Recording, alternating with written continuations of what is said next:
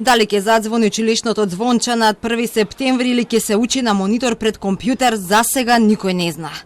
Тоа ќе се знае дури на крајот на август, а нема абер ниту за отворање на градинките, иако заврши скринингот на вработените таму. Од Министерството за образование тврдат дека до 10 август ќе ги информираат и наставниците и родителите дали и како ќе започне школската година, но од Комисијата за заразни болести се децидни дека иако имаат подготвено протоколи, сепак дали ќе ги отклучат училиштата ќе пресечат на крајот на август. А додека не се смири епидемиолошката слика, нема отворање ниту на училиштата, ниту на градинките. За сега не гледаме можност да се отворат градинките и училиштата. Доколку Министерството за образование и наука планира, а врз основ на епидемиолошката состојба, ние ќе им одговориме на крајот на август дали на 1 септември ќе има настава во редовен начин. Кога ме прашате денеска да е 10 август, а не е 10 август, ама за 15 дена е 10 август, дали на денешен ден може да има настава во основни, средни и градинки, не може.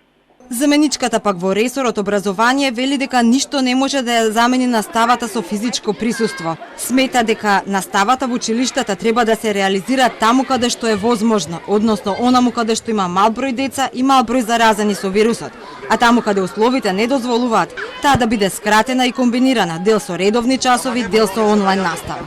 Нема потреба за паники. До првата половина на август сите училишта ќе имаат јавноста, ќе имаат информации точни како ќе отпочне новата учебна година. Од ресорот образование пак одговорија дека во моментов работна група разгледува повеќе опции, како настава со скратена наставна програма, скратена учебна година, редуциран број на ученици, работа во смени, како и настава преку далечинско учење.